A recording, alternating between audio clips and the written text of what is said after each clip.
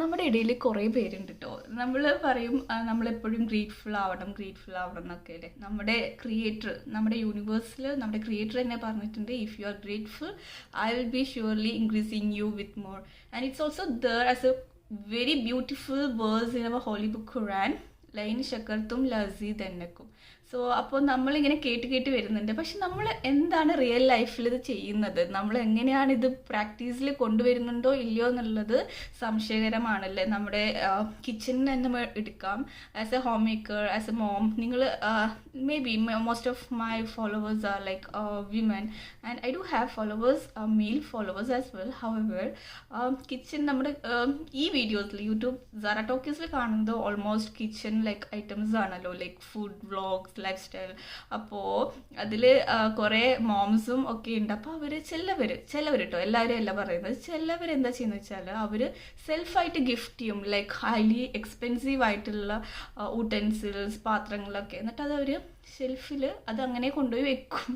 അത് യൂട്ടിലൈസ് ചെയ്യുന്നുണ്ടോ ഇല്ലയോ എന്നുള്ളത് സംശയമാണ്. അതുപോലെ തന്നെയാണ് അവരുടെ കുട്ടികൾ ചിലപ്പോൾ അവർക്ക് ഗിഫ്റ്റ്സൊക്കെ കൊടുക്കും. അപ്പോൾ അവരത് അക്സെപ്റ്റ് ചെയ്യും, പക്ഷേ അതെടുത്ത് അവിടെ സൂക്ഷിച്ച് വെക്കും. എന്തിനാണ് സൂക്ഷിച്ച് വെക്കുന്നത് എന്നുള്ളത് അവിടെയും ഒരു ക്വസ്റ്റ്യൻ മാർക്കാണ്. അപ്പോൾ സൂക്ഷിച്ച് വെക്കുമ്പോൾ if you are not ready to accept that gift, അത് വെറുതെ എടുത്ത് വെക്കുകയല്ല ചെയ്യുന്നത്. ഇപ്പോൾ കിച്ചണിലാണെങ്കിൽ അത് അവിടെ എടുത്ത് വെച്ചു, ഷെൽഫിൽ പാത്രങ്ങളൊക്കെ ഹൈലി എക്സ്പെൻസീവ് ആയിട്ടുള്ള പാത്രങ്ങൾ, ഗിഫ്റ്റ്സൊക്കെ അവർ എടുത്ത് വെക്കുന്നു.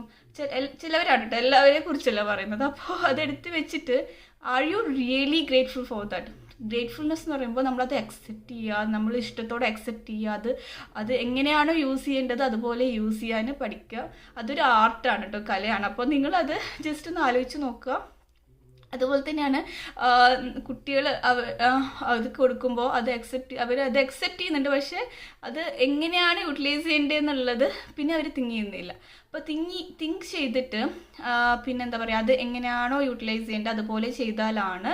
ഇപ്പോൾ നമ്മുടെ ക്രിയേറ്റർ തന്നെ നമുക്ക് കുറേ കാര്യങ്ങൾ ബ്ലെസ് ചെയ്തിട്ടുണ്ട്. അപ്പോൾ നമ്മുടെ ക്രിയേറ്റർ ഈ കാര്യങ്ങൾ ബ്ലെസ് ചെയ്യുമ്പോൾ നമ്മളത് അക്സെപ്റ്റ് ചെയ്താൽ മാത്രമാണ്, അക്സെപ്റ്റ് ചെയ്തിട്ട് അത് എങ്ങനെയാണോ മുന്നിലേക്ക് കൊണ്ടുപോകേണ്ടത് എന്നുള്ളതും കൂടി പഠിച്ചാൽ മാത്രമാണ് നമുക്ക് പിന്നെയും നമുക്ക് അനുഗ്രഹങ്ങളും ബ്ലെസ്സിങ്സും ഒക്കെ കിട്ടുള്ളൂ. അതാണ് ഫാക്ട്. അപ്പോൾ ജസ്റ്റ് ഇതൊന്ന് ആലോചിച്ച് നോക്കുക. And will see tomorrow, not tomorrow, ഇൻഷാ അല്ലാഹ് വിൽ സീ സൂൺ. അസ്സലാമു അലൈക്കും, ടേക്ക് കെയർ, ബൈ ബൈ.